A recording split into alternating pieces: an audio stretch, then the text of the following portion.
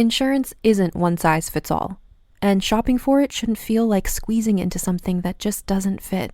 That's why drivers have enjoyed Progressive's Name Your Price tool for years.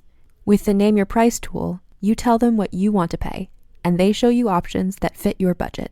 Enough hunting for discounts, trying to calculate rates, and tinkering with coverages. Maybe you're picking out your very first policy, or maybe you're just looking for something that works better for you and your family. Either way, they make it simple to see your options. No guesswork, no surprises. Ready to see how easy and fun shopping for car insurance can be? Visit Progressive.com and give the Name Your Price tool a try. Take the stress out of shopping and find coverage that fits your life, on your terms. Progressive Casualty Insurance Company and Affiliates. Price and coverage match limited by state law. Plan B is a backup birth control option that's there for you when things don't go according to plan. It specifically works after unprotected sex and before pregnancy occurs by temporarily delaying ovulation. Plan B is available nationwide at all major retailers and through delivery apps like DoorDash. No ID, prescription, or age requirement. It's the #1 OBGYN recommended brand of emergency contraception, and it won't impact your future fertility. That's freedom to be. Use as directed. I'm Nina Concepcion. I'm Catherine Bourne-Taylor. And we are obsessed.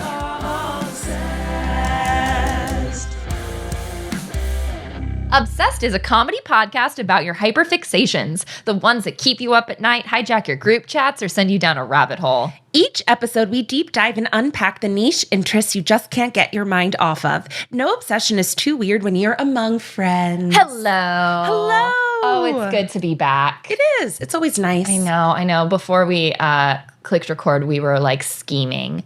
I love scheming. I love scheming, specifically with you. I feel like we scheme in the same language. We do. And once we have a plan, we're like, press go.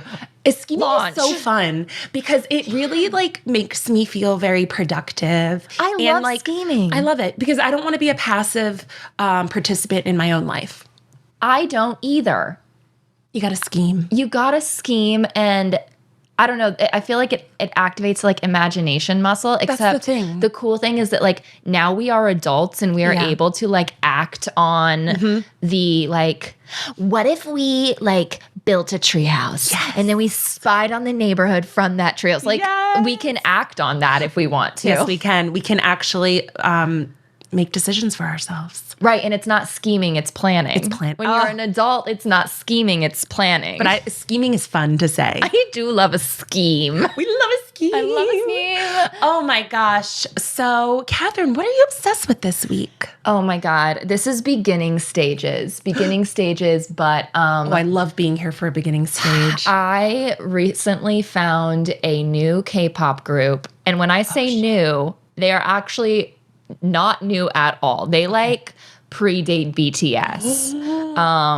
They, in fact, I think a lot of people say like they laid the foundation for BTS to really take off. And I'm talking about the group Big Bang. Have you heard of Big Bang? I don't think so. So wait, that does sound familiar though. They are like an extremely iconic K-pop boy group. Okay. Men. They're all men now. They're all like 38. Okay, I love an older K-pop band. That's why I think I'm like really into them right now because currently they are a 3-member group. They started out as 5.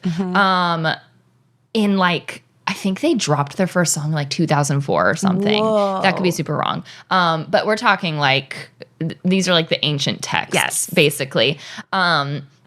And in 2024, this all started because I saw a TikTok.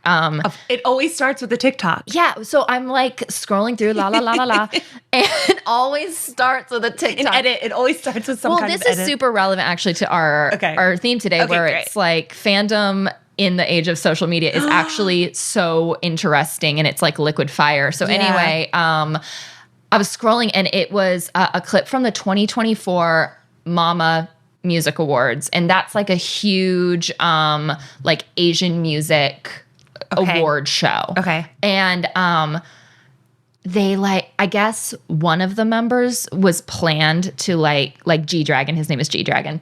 Everyone was like, G-Dragon's going to perform. That's so exciting, because the group was on hiatus for a very long time.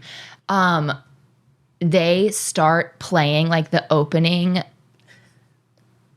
notes of like their big song called Bang Bang Bang. Is that what it's called? Wait, let me. It's my most listened to from the last week. Wait. They're called the Big Bang and their hit song is Bang Bang Bang? Yeah. Big Bang. Big Bang song, Bang Bang Bang. Bang Bang Bang. Dun, dun, dun, dun. It's so good. So anyway, the first notes start playing and the entire audience starts freaking out. Mm-hmm. And it's just really fun from like a me perspective to be like, everyone is really responding to something, but I don't know what they are like what's the thing happening right now? Yeah. And they start flashing the names of the members and you see all these people like start to realize like, oh my God, it's the group. Whoa. Oh my God, it's the group. Whoa. And like they come out and the aura of these three men is actually incredible. Like, it's incredible. And they've had a really hard couple of years from what I understand because there was a huge scandal involving one of the members who is no longer in the group. He got booted out. Oh, he went to prison. It was really bad. So not a fun scandal, a scary scandal. No, and like I really shouldn't like even. You won't even touch it because I'm not. But if you do want to know more, there's a really good podcast called Burning Sun because it was the Burning Sun scandal that BBC did. It's a 4-part podcast. You can listen to it in like 3 hours. It's excellent. Highly recommend. And I also listened to that this week. But these 3 members who are still there are like. So good. Their Big Bang's music is so good. Again, they were at Coachella this last year. Oh, maybe that's where I heard of them. People posting about. It was like that's exactly where it was. It was one of the biggest audience turnouts, and apparently they had like 0 to no press about it. Yeah, but it was a huge audience turnout at Coachella for Big Bang. And again, these 3 men who are like in their late 30s are just. Absolute pros. That's so cool. It's like real daddy energy. It's very cool. I have to look it up. I'll show you some clips later. It's like really good. And really quick, like one of a little bit of lore of one of the members is that he was dating this woman. She broke up with him, and then he released this single called Eyes, Nose, Lips about her. And it is like one of the biggest songs ever. And now they are married with a kid. Stop it. She literally got back together with him because of the song? Because of this song where he's like shirtless in the rain singing directly to camera about how much he misses her.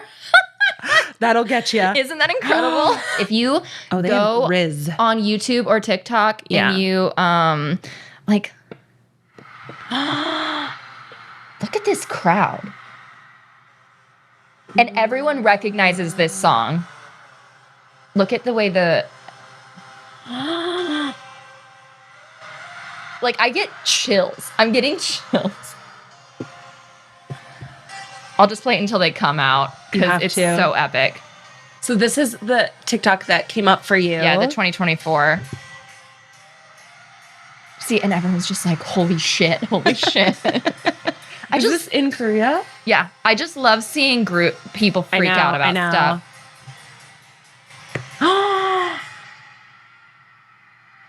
Oh my God, they're like the Backstreet Boys. They're bigger than the Backstreet Boys. Look at this shit. He's like rising from the... It's like a movie when a movie depicts a pop star. No, it feels like a pop star movie moment. Look at this man.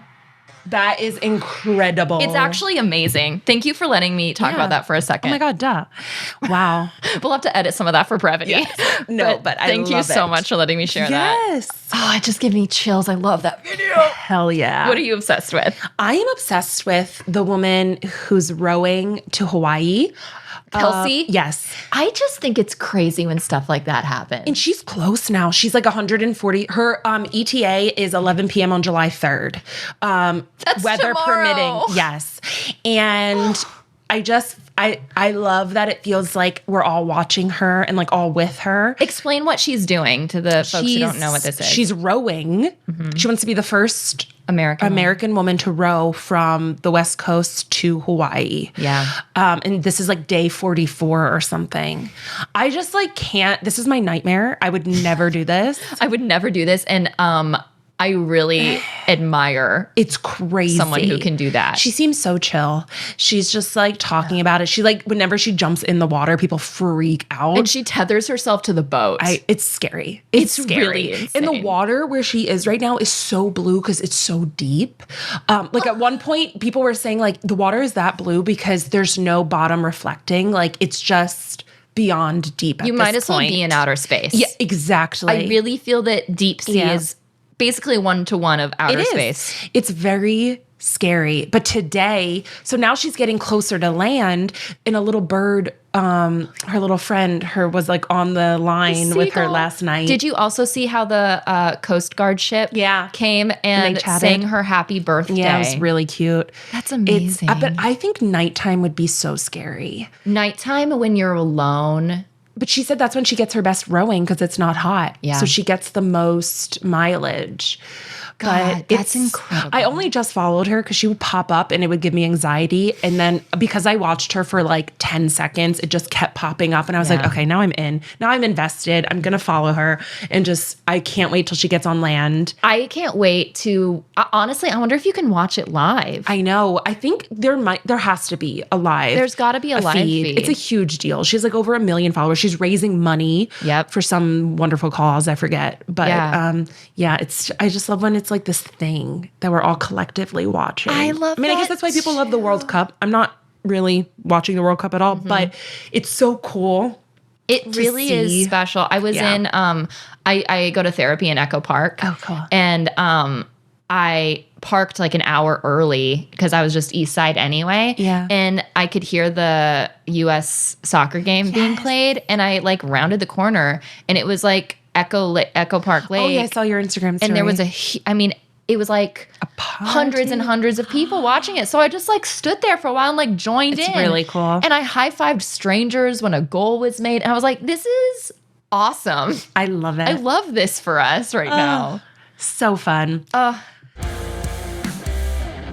Hello, everyone. Obsessed is more than a podcast. We are also a monthly live comedy show. We invite our favorite people to present their own hyperfixations, and it's so fun. It also takes place in a wine bar. So fun.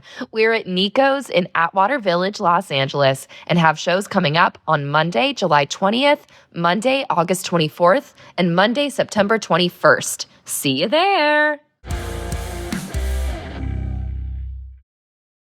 Let's get into today's episode. Let's get into Collective enjoyment is, I think, a segue into our topic today. That's really good. How to, and how wonderful it is to enjoy something together as a collective. We've wanted to do this episode for a while because, I mean, so many of the episodes of this podcast and also like performances in our live show are about fandom and what it is to be part of a fandom culture. Yeah. The amazing parts of it, the like toxic side of it. Yeah. So, and what it means and how important it is and how it can get really warped and twisted. And how I feel like the key to fandom is to engage with it and until it stops. The minute anything stops being fun, then it's like, okay, I need to like pull back a little bit. How would you describe the difference between fun and activating? Oh, what do you mean? Something that I see a lot in activating in a positive way? Not really. Oh, okay. Something I see in fandom a lot is needing to like keep the momentum going and it's like an endorphin rush that you get used to. So I guess I would ask, like, what do you think the difference in fandom is between it being fun for you and it being an endorphin hit? I think interesting. Might have to think, what is it for you? I think the difference for me is a feeling of like gripping tight to something. Yeah. It's like, is it anxiety based or is there a worry that like the information that I'm being fed is like dying out, or the conversation in the community that I've built is like dying out, is something like lagging. If I feel like I need to stir something up for for something to stay relevant to me. Yeah. In a way, that's different to me. That to me is like I'm searching for endorphins as opposed to I am part of an ecosystem that it's like happening, like actively. Yeah, it's like being in a crowd of people like high-fiving each other and enjoying stuff is fun. Yes. Being in a crowd of people and then someone like starting a fight to activate the crowd is totally different. It's too stressful. This is why I think my relationship, we can also talk about like how we engage in fandom. I'd love that. Yeah. So I engage in fandom by not quite being a passive participant, but I am not like on message boards or like I love consuming fandom, and we know I've written plenty of fan fiction. I would say you're also a bit of a creator, but it's crazy, right? Because there have been times in fandom where I feel like I'm in middle school again and I don't know how to sit at the cool kids table. And so then I'm like, this doesn't feel fun. Like, let me just write my fan fiction, post it. People can engage with it if they want. Yeah. But like, there is like a very, intense community within fandoms. And I maybe it's like that I'm a little older, like I can't keep up anymore. Like I don't even know how someone like breaks into it. Like I'm specifically talking about like authors becoming like friends and like posts. There's just like so much, right? And there's discords now where you're constantly like plugged into a Discord. Yeah, that's and so like real. I think and then you start to like know each other. And I think beauty comes from that because I know authors are friends with other authors. I just think as someone, also, it's the same thing with being a content creator. You have to consistently be posting and constantly engaging in order to like become one of these super quote unquote like famous fandom people. Do you know what I mean? No, I completely do. And that's overwhelming to me and I don't want that. But you do enjoy but I love consuming the stuff that they make. Yes. And I think there's certain people are really good at it. Yeah. And like we need those people. And I love reading fan fiction. I love watching TikTok edits. Yeah. I love it. But I think what stresses me out is like, I don't know, when you put like that weird pressure, right?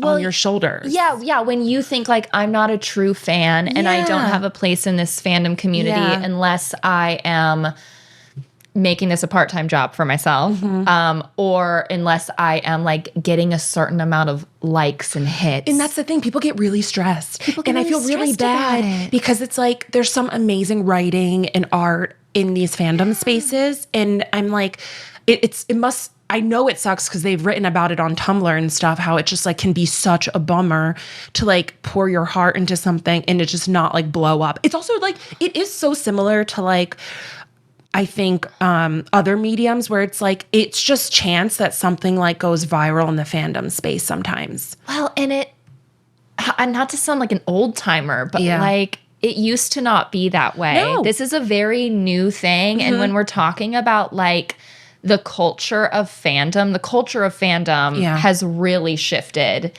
with social media. Like it's a very different, even from like Tumblr days to TikTok now. Well, and it's so fast. It really, I've never felt more my age than like, I'm like the way these incredible people are churning out things.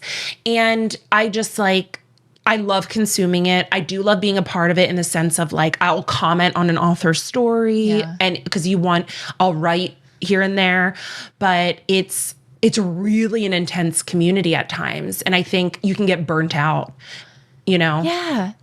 Especially because you're not getting paid.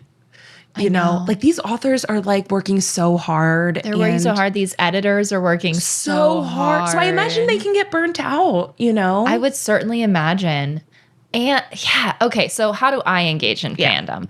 I would say I'm less of a creator than you. However, I like to think of myself as a connector. You are. I am a real connector in fandom spaces. Like, I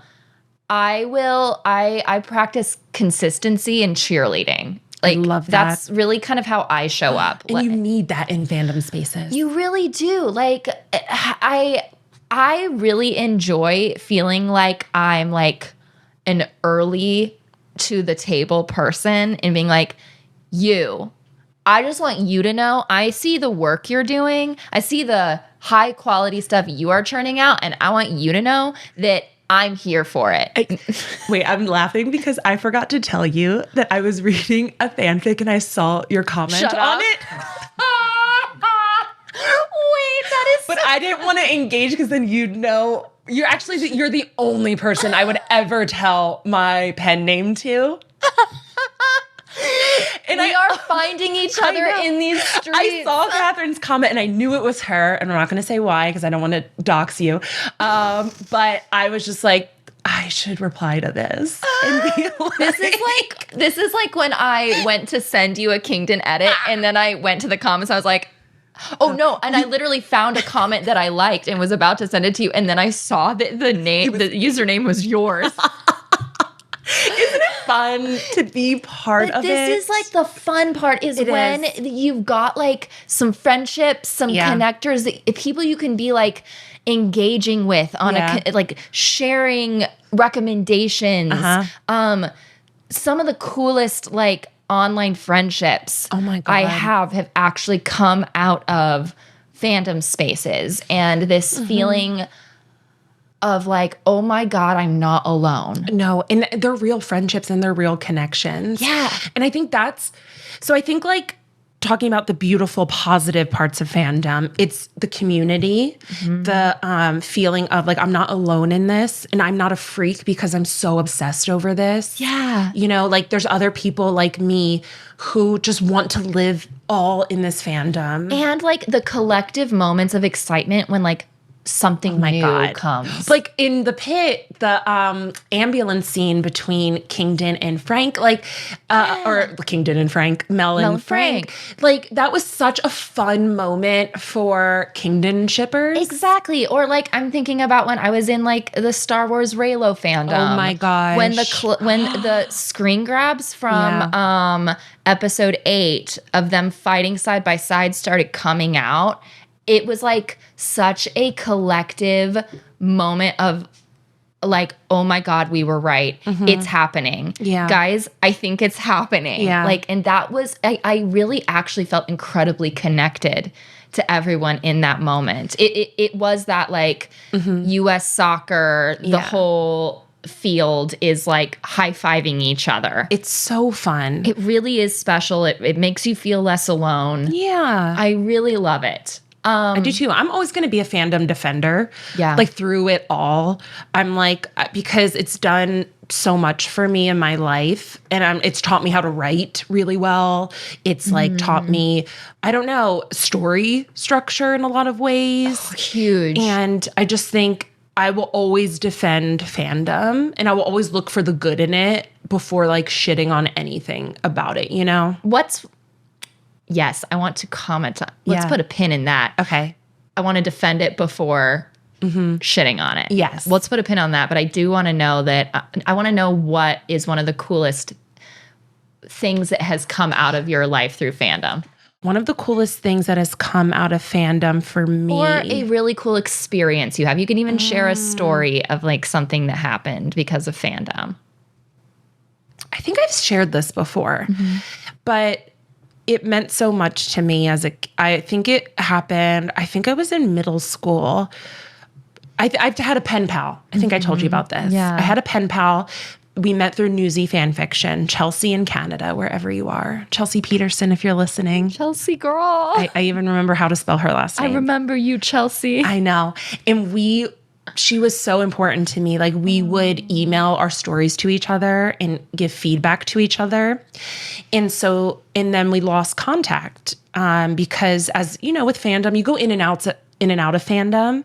Yes. And sometimes you just have to like take a step away. Which, by the way, is normal. It is a normal thing to have your interests be waxing and waning. Yeah. And that is another actually really cool moment of fandom to me, is those moments when it's been lying dormant for like 7 years. Yeah. And then you see something or you remember something and you feel it all coming back. It reignites. It's all coming back. It's all That's how I feel sometimes. And I'm like, oh my God. It's back. Because it's always never in there. left. It never left. That's the issue. Sorry, go on with your story. Well, and then we lost contact. And then like when I was like in my 20s, maybe 10 years later or something, I wrote I was really into the blog space. Yes. I was always writing a blog. I always had a blog. I found one of my best friends, like a bridesmaid at my wedding, through her blog. Yep. I was big in the blog spot. Blogosphere. Yes. Deep in Blogspot. And I wrote a blog about her. And then I got a message saying, I think this is me.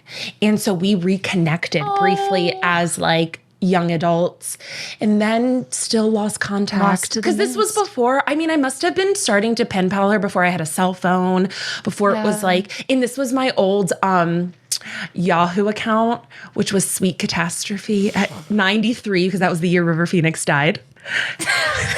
Never forget. Sweet Catastrophe 93 at Yahoo, which I cannot get back into because I don't have my password. That's like me with my college email account. Like I actually had some stuff in there I kind of want.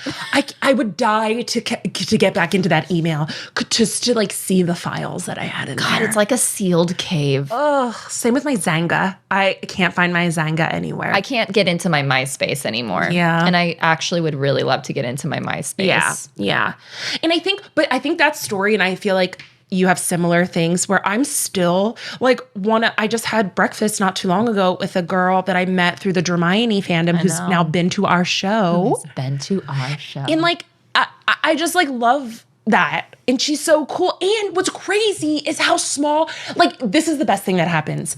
You start talking to someone and then you're like, I live in LA. She works at my old job, like where I used to work. Like we know similar people. That's crazy. And it's like, wait, she's Latina, I'm Latina. Like there's so many connections that you're just like, this is one in a million. But it isn't though, because like, well, is it? I don't know. Like, there's I remember being invisible like, string. It's an invisible string, and I remember like when I started like being active in fandoms, just kind of like looking around and being like, what if like one of the people that I like have met or am interacting with is in this crowd right now? I know. I wouldn't know. There's a reason why that's such a great romance setup of like, these are two people who like love each other online, but they're actually like enemies at the workspace. You've got mail. Hello. It's You've Got Mail. Hello. It's You've Got Mail. Let's see. I mean, obviously, one of my favorite things that has come out of fandom is like the connections, the real life connections for me. But I also think like the moments, like I said, when something, when like a huge eruption happens in the fandom and everyone is coming back. It's like that scene in the Avengers when like everyone is walking through like the door and showing up. Like I remember when from the Raylo fandom, when episode 8 came out, it was like all the old fanfic authors like came back and everyone started reposting on Tumblr and TikTok wasn't around them, but it was like in the news. There were like articles of like, is Raylo right all along? These crazy people, are they right? And it was just like really freaking fun. Yeah. It's really fun to be in a fandom in the moment when like it might become canon. It's so fun. There's nothing like it actually, the hit.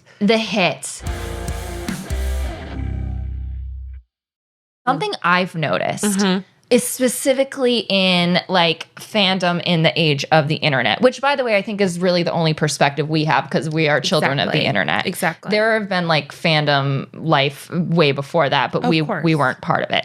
Something I have noticed specifically in fandoms where they are coming out of a time of getting a lot of content. Like I'm talking about a show that's like airing weekly or a movie that just came out, like a sequel that just came out. Something I have noticed that happens in fandom sometimes is once like the new food starts being less, it stops coming out as much.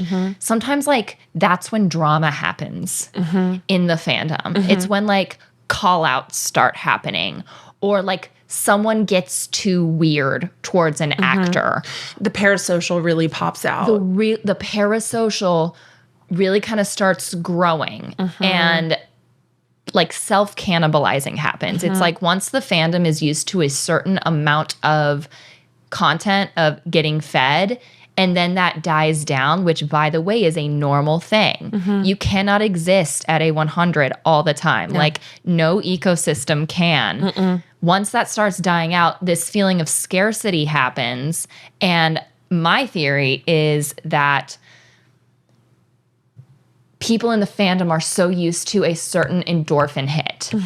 And so when they stop getting it, that's when drama starts getting like, that's when it starts like whipping around and everyone starts self-cannibalizing and it becomes a lot less fun. And I think to that, and I know we've talked about it, it's in that space is like, I think when people start to feel entitled to storylines and like their thing happening, and if it doesn't happen, like they start like demanding things of the show or the creators, the artists, that it's like, you don't get a say in that. Like, in like, I think fan service can be done in a fun, like winky way here and there. Yeah. But like overall, it's like, being a fan of something does not give you entitlement to what should happen in the show or the movie or whatever. Being a fan of something does not automatically make you a expert on how something should go. And actually, it shouldn't even matter because fandom cancels it out, because the beauty of fandom is we can create whatever we want. Exactly. Fandoms are actually creating entirely new worlds. Yes. Like, and that's actually a beautiful thing. There is not one truth that exists in storytelling. Yeah. Like, if you don't like what a creator is doing, actually fandom gives you 1,000 different avenues to correct that and to engage in it the way you want to engage in it without like feeling like you are owed anything. Exactly. I think that's what's so powerful about fandom is like you get to love, like if you feel wronged or whatever by something, or first like, of all, you're not wronged. No, like, if you're dissatisfied, we'll say. Yeah. Like how I was really pissed at the creator of Teen Wolf for ruining Styles and Lydia. Which I think is super like normal for you to feel. Yeah, I was like pissed. I was like, hey, and I didn't agree with that storytelling. Yes. Does that mean that guy owed me that correct? Right. No, it's just like, well, you know, it's just like I didn't agree with that and I thought it was not a good choice. But right. And that person was never God. No. Like, and guess what? I've read so many amazing Styles and Lydia fanfics that have 10,000 times better writing than the TV show. And it's like, that's all that matters to me, is that I get to read these two characters that I love in a beautiful new world. They get to live on. They get to live on. They never die. They get to live on and they never die. They never die. Love never dies. Love never dies. The Phantom sequel that maybe shouldn't have been made, but you know what? Andrew Lloyd Webber has a right to make that. He has a right to make that. To put the Phantom in Coney Island. Is that what it is? Yeah, Love Never Dies. No. It's a sequel to Phantom of the Opera, and it takes place like years later. Wow. The Phantom is moved to Coney Island after it turns out Christine went back. They banged. I'm pretty sure she got pregnant with her kid. Yeah, the kid is actually the Phantom's. And then, surprise, surprise, she's on Coney Island. This is crazy. That's crazy. But it's, you know what, Andrew, go off. That's so fine. You're not hurting anybody. And I want to say too, like, I feel like franchises do this themselves. Like there are franchises, like they're like the Halloween franchise, for instance. It'll be like they'll make like a Halloween movie and then they'll make another one pretending that one never happened. They're, you know, they'll ignore their own sequels because it's like, that was bad. Like we're pretending that didn't happen and we're picking up from here. And I love that because it's like, do too. There's no rules. Like it's like, hey, that one sucked and was weird. We're pretending it didn't happen. Yeah, guess what? We're dealing in worlds that don't exist. Like it's make believe. We're literally playing make-believe. We're having two Barbies and we're pushing them around in a dollhouse. That's what storytelling is. And so, yeah, anyone who feels, and I think this goes for like creators of a thing and like fans of a thing, anyone who feels like they are God over a story and are the be all and end all. I'm like, that's not how it works. That's not how storytelling works. Under capitalism, someone does actually own it. And I guess we could say something is canon or not canon. But we're dealing in the spiritual realm of stories. And what's really beautiful about that is that really there's so many worlds that can exist. There's so many worlds that can exist. And I feel like, you know, like with anything, the loudest person in the room with the strongest opinions can drown out a lot of like the good, you know? I'm glad you're bringing that up because I think that is, especially for like newbies to a fandom, especially if they're like entering right now in a time when like the internet like attention goes to the folks who are like shouting the most controversial take the loudest. It can really feel, at least personally, it can sometimes feel like that is representative of the entire fandom and that's how you have to behave. That's like normalized in these spaces and it's not normal. No. That's one person or a very select few being really, really loud and kind of spoiling it for everyone.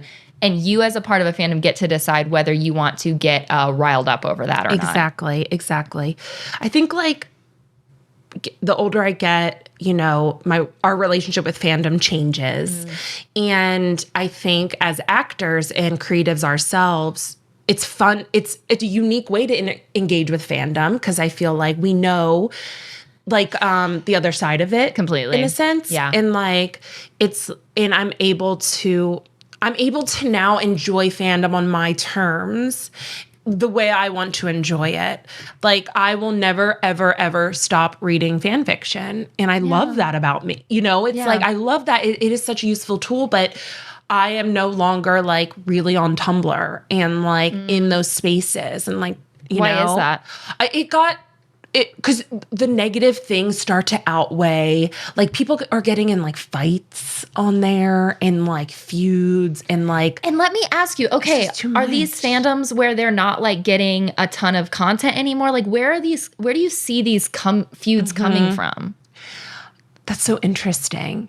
I think they come from, it is always, I think it's what you said. It's like the when a show's on hiatus, when it's a show that has a really long wait time in between seasons, or just like or you know what? Because I saw this with the Last of Us fandom, people think there's also this like weird hierarchy. Like people think they know the character better than anyone. Yeah. And so they're like, this character would never do that. How could you write a story like that? Like that's disgusting or that's out of character for them. And they get angry.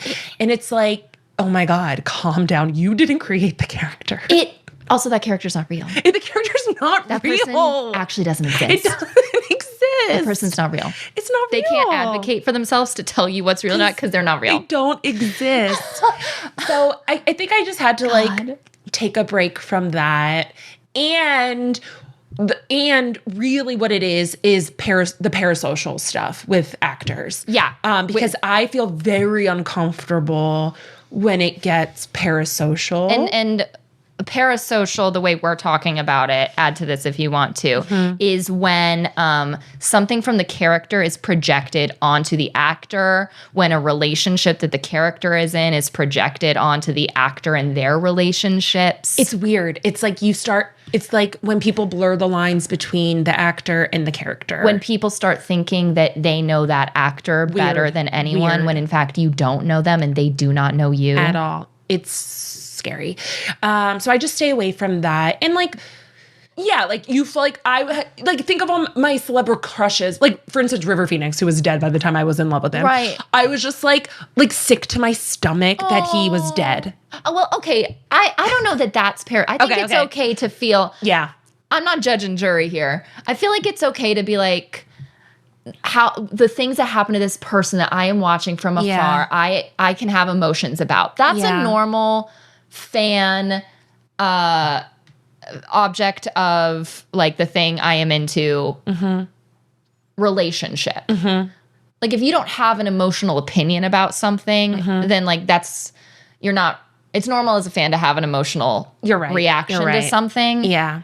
And the difference between having a normal fan emotional reaction and feeling like you're owed something, blurring the lines of, I think this person knows me and is speaking to me. That's so weird to me. It's so, I know, but like. But it's easy, but I don't want to ever sound like I'm judging anyone for like a parasocial view. Like I have empathy for, I don't know. There's a lot of layers, right? It's complicated. It really is. And a thing we talked about when we were kind of like prepping for this episode is like, we never want to yuck someone's yum. No. Like it makes me so sad when like fans are made fun of, when fandoms are, cast as these like weird people, like it's weird for liking something. And like freaks. And I hate that. And the last thing I want is for someone to feel like we are calling them weird. We are saying what you are into is weird. No, I will defend fandom with my life. 100%.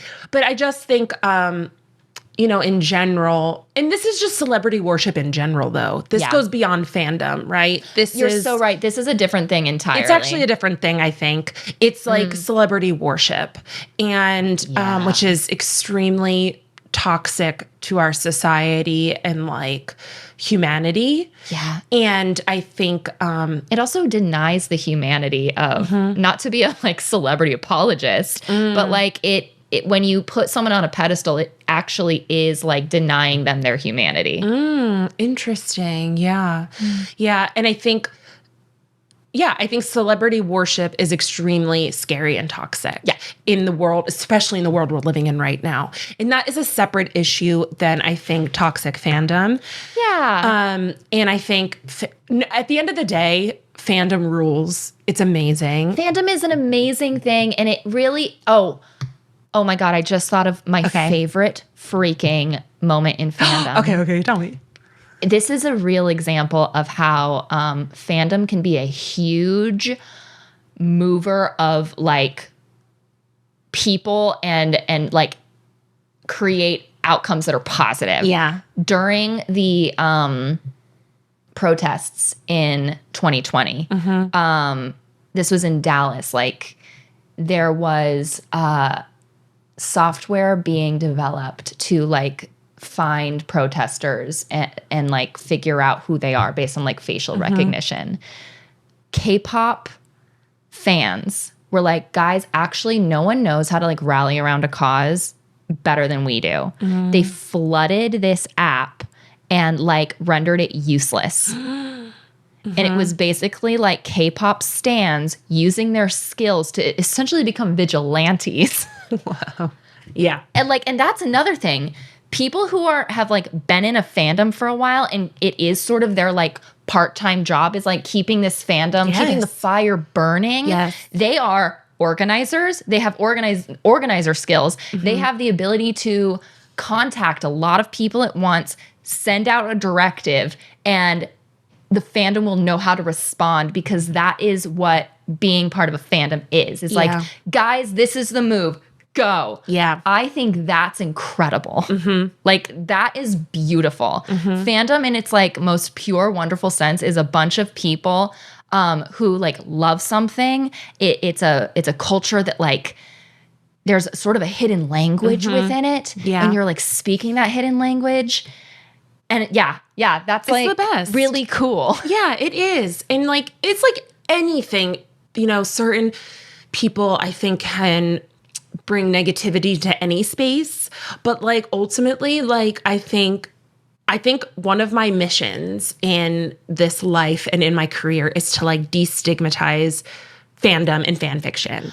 And like I don't think it's weird. And I don't think it's like, it's just another version of storytelling. People have been doing this for literally centuries. And if someone is making you feel weird for being a fan of something and for liking something and wanting to engage with it, I feel like I'm talking to a 12-year-old, but like, they're the loser. They're losers. They are the loser. You're not the loser. It's cool to love stuff. It is cool to love stuff. I mean, look at I always think of like Stephen Colbert is writing like the next Lord of the Rings movie, and he is like a giant, massive, super fan.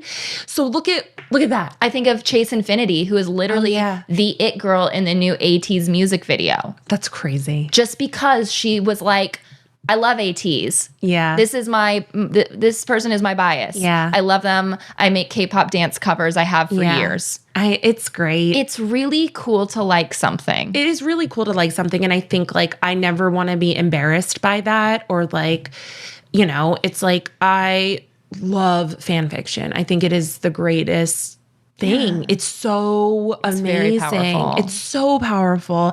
And some of the best writing I've literally ever read, I know, is a free fan fiction someone posted online. What do you think is so activating to people that makes them want to shoot down people who are like passionately loving something? I think it's their own insecurity. I think they're jealous. I think it's their inability to live authentically as themselves. Like if you're shitting on someone else's love, what they love, like actively shitting on it and like being loud about it. Like you can have your opinions, keep them to yourself. I don't know. Like, you know, there are some things that people love that I'm like, that is not my taste. And like, of course, I think that's weird to like that, but I'm keeping my mouth, as long as it's not like, you know, harmful. Yeah, of course. I go without saying. Yeah, goes without saying. But like when it comes to like pop culture stuff, I'm never going to shit on someone publicly for liking a thing that I don't like. And it's like the move of the bully is to find like someone that they deem like weak that can, is an easy target. Someone being like loud and proud about the things that they love are an easy target to bullies. Yes. And a bully is someone who's just trying to get like the target off their own back. Exactly. I think too, it's like honoring our inner children, you know, like I think we should be loving the things we love. And that goes back to what you were saying about how like folks who like target fandoms as like a target of ridicule, it goes back to themselves. It goes back to an insecurity and a feeling like their own inner child is not worthy. Exactly. And needs to be smushed down and smothered. Yeah. And it's really threatening when people see someone else's inner child like shining bright. And just being free. And I do, one of the beautiful things about the internet, and I'll always love the internet, is that like, there is this movement in a lot of ways of like getting back to our inner child. Like I love like nostalgia TikTok. I love how everyone collectively is like, oh my God, we all had this in our childhood. Like we all were like loving this. And like there's this yearning for like the simplicity of childhood that I love. And I see that movement on the internet, like people like, you know, redecorating their house as like early 2000s. Of course. Just because it makes you happy. Yeah. Like, I just love that. Like, do whatever makes you happy. Well, yeah, and that is such a thing that, like, in the best of fandom, that is so real. It's just a, like, it's a pure expression of being excited about something and diving into it and being curious. I think there's, like, a natural curiosity to fandom and to, like, world expanding and asking questions and engaging with people. Like that's what a curious person does. Yeah. So if you are in fandom, you are naturally a curious person. You are someone who is like feeding your inner child, taking care of yourself. You are someone who is interested in connection rather than like isolation. And that is all true of you. Yeah. By liking something. That is so cool. I know it is. And I just want to say too, I think some of the most talented people out there are the editors on TikTok. We have to give credit to that. Like, I just saw this TikTok and it was like, the TikTok was like, I will watch an edit of anything. Like anything. And that's me. Like I will watch an edit of a fast food, like someone dunking a fast food into something. I will watch an edit of a couple on, a TV couple. They're just so good. And it's like, I know we've said it before, but these studios need to be hiring these people to create like their social media content. Not even social media. They need to be hiring TikTok editors to be cutting their trailers. I don't know about that as I'm married to an editor and it's really hard. But okay, I think TikTok editors, that's a great like portfolio to have to like learn how to properly edit. Oh, well, yeah, it means you have the instinct. Yes, that's the thing. And I think actually probably we're going to get to a point where that's like a resume. I mean, like Backrooms. Backrooms started as like YouTubes made by a 15-year-old. He probably didn't know how to work in like Final Cut Pro or whatever. But like the instinct was there, the raw talent was there, and anyone can learn something if they apply themselves. Yeah, I think you're right. I think it's like going to become like a recruiting, a reel. Like it's going to be like, here's all my TikTok edits. I think that people are doing that. Right. Especially because as everything moves into like vertical anyway, you know, I do think like there are, it's just a new little, I don't know what I'm trying to say. It's a frontier. It's a new frontier. Yeah. Like it's like different than classic movie trailer editing. And I think that's okay. Like it's like there's room for it all. Well, and there will be a lot of overlap. There's going to be a lot of because overlap. People are getting used to what a TikTok edit is like. Yeah. Yeah. Which is I agree. It's super different. It is. But there's certainly crossover. Like already with TV shows. I know. I mean, especially with like YA shows.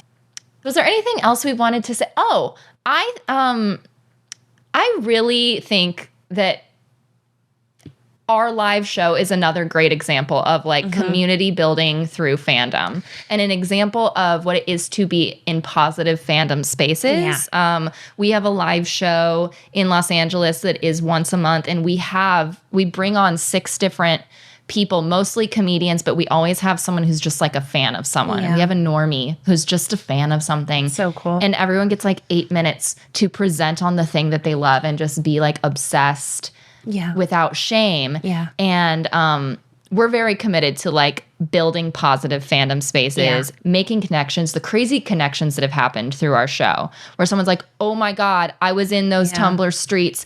That's my edit. It's or so like, fun. Yeah, it's really cool. And people should come. People should come to our show, basically. If you're in LA, please come. I think ultimately, at the end of the day, fandom is an expression of like community through a shared love of something, which is so special. Yeah. And just it's a beautiful way of escapism that we all need. It is like self-care. I consider fandom self-care for myself. And it should be self-care. And when it stops feeling, you know what? That's a great bringing it all around. The question that I asked at the beginning is like, what's the difference between fun and like an endorphin hit? Is when it stops feeling like self-care and it starts feeling stressful to you. That's the difference. That's it. And that's when the minute it stops being fun and calming to, or like, you know, something positive is the minute you have to like reevaluate. That's when you can reevaluate, and it's normal to step away for a second. Yes. It's normal to change the way you interact with something. Exactly. Wow. Oh my gosh, this was so great. It was so fun. And I feel like we could talk about this forever. I know. Because it's so fun. And we're so passionate about it. There's also always new examples, and the way fandom is expressed is always changing. Even in the last year, it's changed. Like fandom spaces, where fandom lives, it's always changing. Yeah. And so I'm sure we'll come back to this always. Yeah. It really is like a spine of what Obsessed is to us. Exactly. Oh my gosh, where can people find you, Nina? You can find me on all the things at Nina Concepcion. Where can people find you, Catherine? Me too, at Catherine Bourne Taylor. And please follow the show at obsessed_the show. That's where we post about the pod. It's where we post clips from our live show. Again, please come to the live show if you are in Los Angeles. It's so much fun. It's a really fun time. You guys, not to brag, but we're kind of legit. We were like part of Netflix as a joke. Like, we're not like 2 girls in like, and it would be fine if we were, but I'm just saying, like, we are a little bit like legit. Yes. And please check out backdrop.fm, where you can become a member and get access to ad-free episodes, plus our bonus eps, which are really fun. Yep. And sometimes we share like live show sets there, lots of pitch-a-fix over there. So good. So come hang out with us over there. And more than anything, stay obsessed. We are obsessed.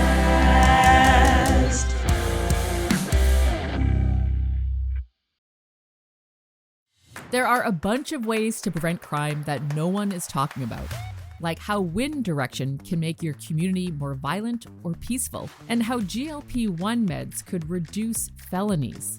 This is Fighting Crime, where we ask the big questions. What if we've been having the wrong conversations about crime?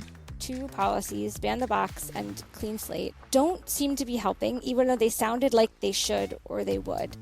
I'm your host, Christina Quinn. I'm going across the country from prisons to universities, police chiefs to inmates, to look at the evidence and question everything we think we know about how to make America safer. Economists think a lot about how people respond to incentives. If we want to reduce crime and change behavior, we need to increase the costs or reduce the benefit. Join us as we figure out new ways to fight crime and be prepared to think differently. Fighting Crime. Listen or watch on Apple Podcasts, YouTube, and Spotify. Lee C. Camp here. If you've been enjoying this show, I think you might enjoy my podcast, No Small Endeavor, produced by Great Feeling Studios and PRX. No Small Endeavor explores what it means to live a good life.